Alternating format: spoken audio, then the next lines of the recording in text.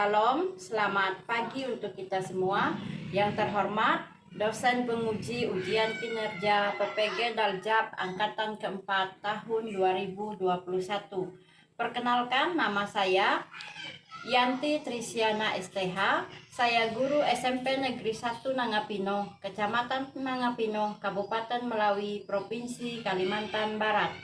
Pada kesempatan hari ini, Senin tanggal 29 November tahun 2021, saya akan melaksanakan kegiatan praktek pembelajaran untuk memenuhi ujian kinerja PPG Daljab Angkatan keempat tahun 2021 dengan mengambil tema 7, belajar dari para martir, subtema kisah para martir yang menginspirasi, pembelajaran ke-1 di kelas 8. Nah, untuk lebih jelasnya, berikut adalah video praktek pembelajaran yang telah saya laksanakan. Mohon masukan dan saran agar kedepannya kegiatan pembelajaran saya bisa lebih baik lagi. Terima kasih, Tuhan memberkati.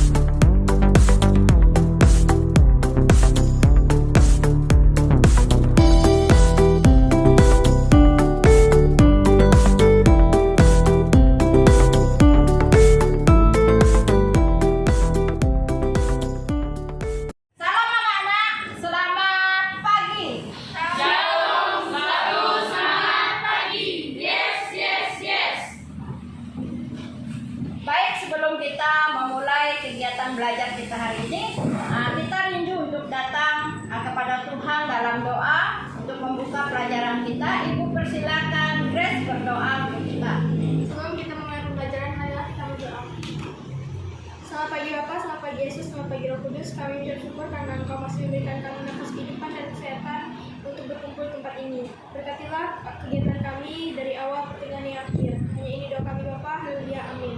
Baik, kita akan absen terlebih dahulu. Agung, Agustin, Abigail, Agustina, Doni, Rika, Erik, Elsa, Gia, Grace, Joy, Jessica, Kristia, Mairara, dan Nelsa. Apa kabar kalian semuanya? Baik, Bu. Ya, puji Tuhan. Pada pertemuan kita minggu lalu, kita sudah belajar pada bab yang ke-6. Siapa yang masih ingat judulnya tentang apa? Ya, silakan. Yesus teladan. Iya, tentang Yesus teladanku. Nah, pada materi tentang Yesus teladanku, Ibu akan bertanya kepada kalian 2 pertanyaan. Jadi siapa yang bisa menjawab, silahkan jawab. Yang pertama, dalam kehidupan Kristen, kita diminta oleh Tuhan menjadi teladan dalam hal apa saja? Ya, Grace, silakan Grace. Pertama, kasih. Kedua, kesucian. Ketiga, perkataan. Keempat, kesetiaan. Kelima, tingkah laku. Iya, terima kasih Grace. Dan pertanyaan yang kedua, sebutkan 5 teladan dari Tuhan Yesus bagi kita. Ya. Yang pertama, dia selalu dekat dengan orang yang diajukan. Yang kedua, dia peduli dengan orang menderita. Yang ketiga, Tuhan Yesus berdoa kepadanya. Yang keempat, Tuhan Yesus pergi ketika kalian.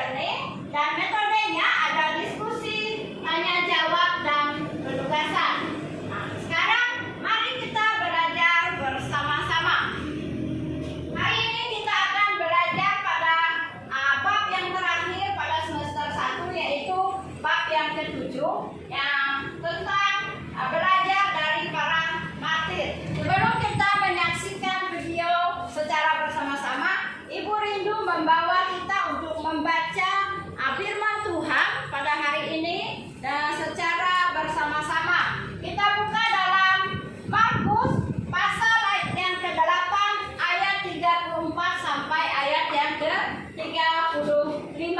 Kita bacakan ayat firman Tuhan ini secara bersama-sama. 1, 3. Lalu Yesus memanggil orang banyak dan murid-muridnya dan berkata kepada mereka, setiap orang yang mau mengikut aku, ia harus menyangkal dirinya, memikul salibnya, dan mengikut aku.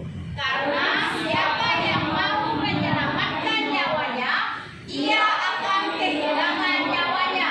Tetapi barang siapa kehilangan nyawanya karena aku dan karena Injil, ia akan menyelamatkan nyawanya.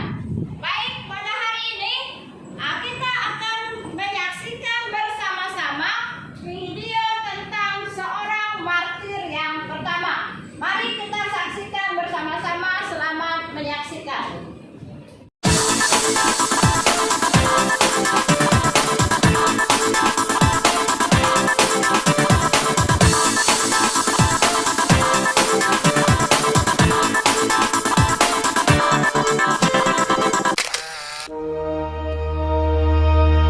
Stefanus martir pertama di awal kekristenan mula-mula. Kata martir berasal dari bahasa Yunani yang artinya saksi atau orang yang memberi kesaksian. Kita sering menggunakan istilah ini untuk menyebut seseorang yang rela mati demi membela imannya kepada Tuhan. Sekarang, kita diajak untuk mengingat kembali siapakah di antara tokoh Alkitab yang menjadi martir untuk pertama kali.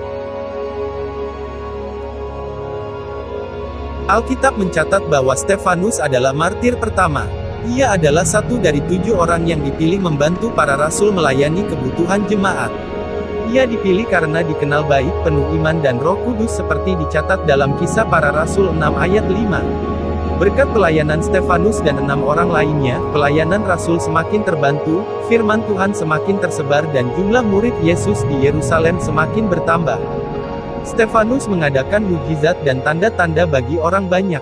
Ia memberitakan Injil juga kepada orang-orang yang telah membunuh Yesus. Tapi mereka menjadi marah ketika tidak sanggup melawan karunia yang dimiliki Stefanus. Mereka menghasut beberapa orang untuk menyebarkan berita bohong hingga akhirnya Stefanus ditangkap dan dibawa ke mahkamah agama. Mereka pula lah yang mengajukan saksi-saksi palsu tentang bagaimana Stefanus menghina hukum Taurat. Saat ditangkap, Stefanus diberikan kesempatan untuk menjawab pertanyaan imam besar. Namun, pembelaannya itu semakin memancing amarah mereka. Stefanus dibawa keluar dan dilempari sampai mati.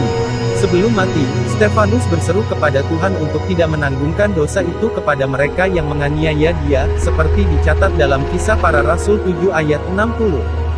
Setelah kematian Stefanus, dimulailah penganiayaan besar-besaran kepada pengikut Yesus di Yerusalem. Namun, rasul-rasul tetap menyebar ke seluruh negeri untuk memberitakan Injil. Saat itu, pemerintahan Herodes kian keras. Ia mulai bertindak semena-mena dan kasar kepada pengikut Yesus. Ia kemudian menyuruh untuk membunuh Yakobus dengan pedang, seperti dicatat dalam Kisah Para Rasul 12 ayat 2. Yakobus adalah rasul pertama yang mati martir. Kematiannya menjadi penggenapan akan hal-hal yang telah diramalkan Yesus sebelumnya. Stefanus dan Rasul Yakobus adalah 2 tokoh Alkitab yang mati martir. Keduanya memiliki kesamaan, yaitu berani berjuang dan setia memelihara iman. Lalu bagaimana dengan kita? Pernahkah terpikir menjadi martir saat ini? Atau jangankan menjadi martir, sudahkah kita memelihara iman dan berani memperjuangkannya? Sampai berjumpa lagi dalam video selanjutnya. Tuhan Yesus memberkati. Dari video yang telah kita saksikan bersama-sama, sekarang Ibu mau bertanya, siapa yang tahu apa yang dimaksud dengan martir? Ya, silakan. Maka martir berasal dari bahasa Yunani yang artinya saksi atau orang yang memberi kesaksian. Ya, martir adalah orang yang bersaksi atau memberikan kesaksian. Pertanyaan yang kedua, sebutkan alasan apa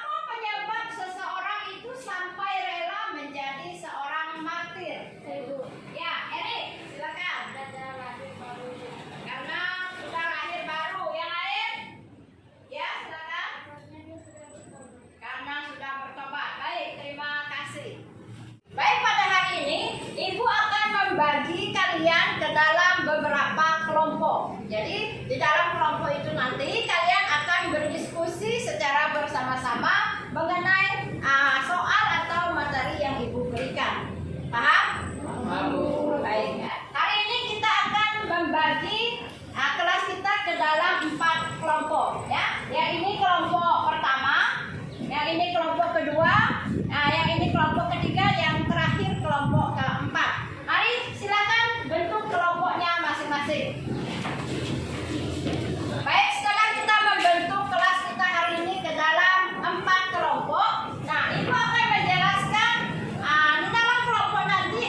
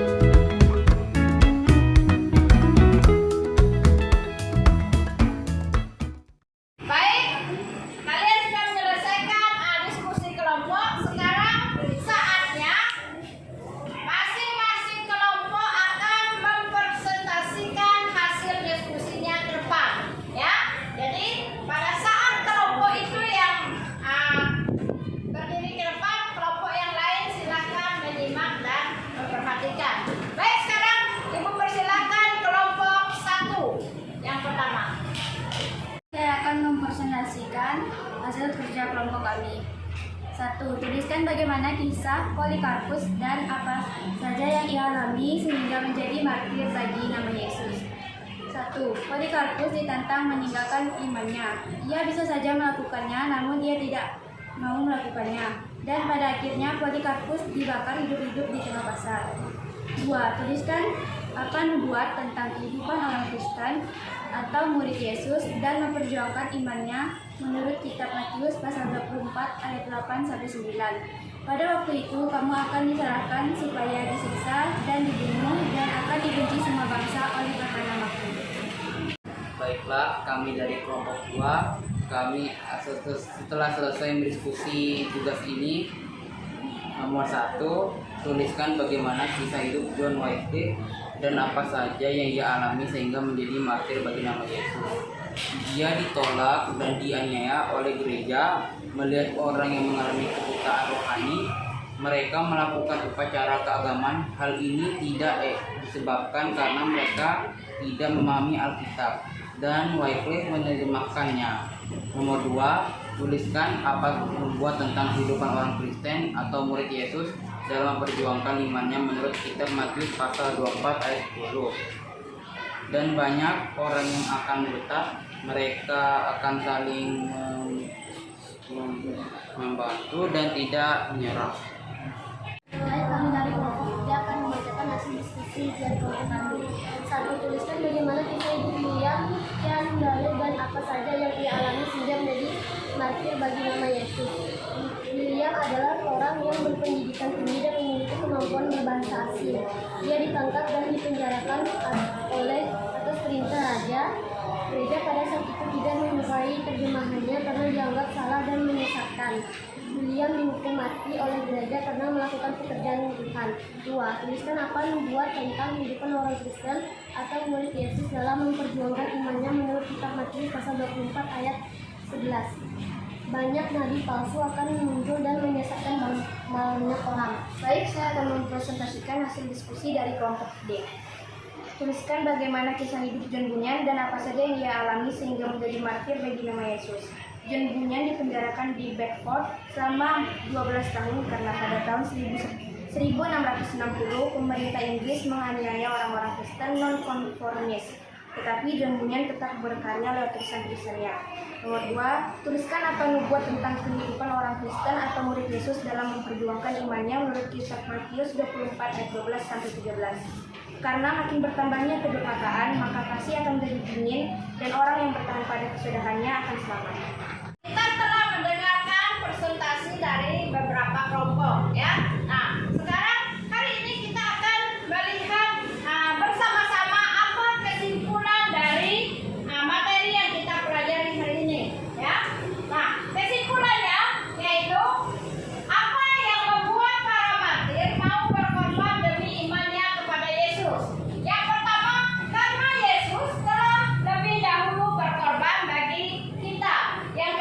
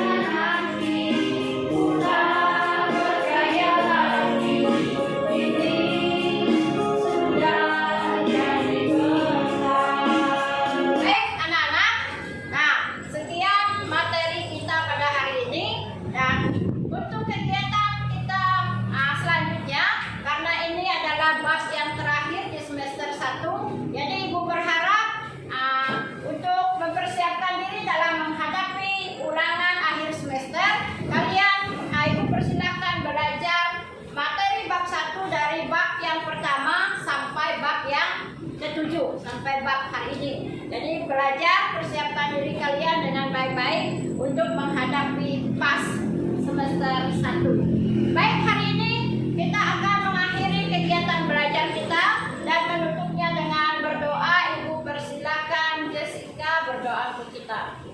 Mari kita berdoa.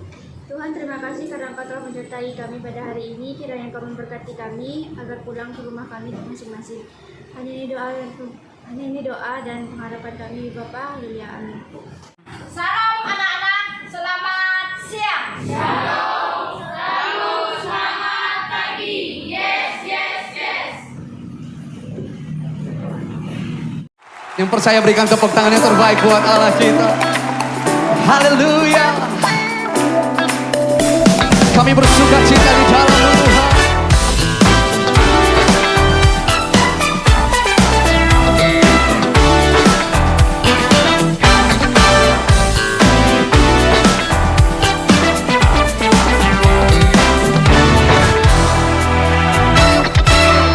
Takkan ku izinkan ketakutan, karena imanku pada Yesus Tuhan. Tak ada alasan tawar hati, karena Yesus ada di sini. Ku percaya firman Tuhan sanggup menghidupkan dan berikan sukacita dalam Tuhan. Melimpah kekuatan dari Tuhan tercurah atas kita.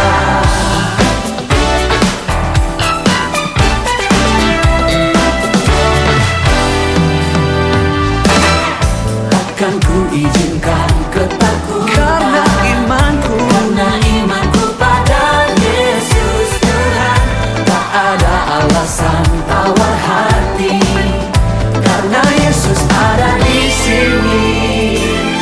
Ku percaya firman Tuhan sanggup menghidupkan dan sukacita dalam Tuhan. Melimpah kekuatan dari Tuhan tercurah atas kita.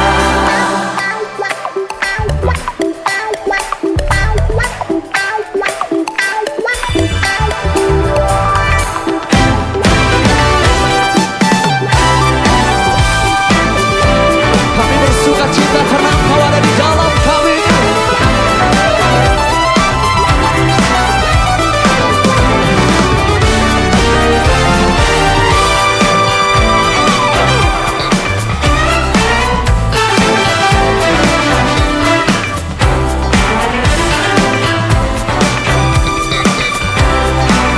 Boleh malam hari ini angkat kedua tanganmu.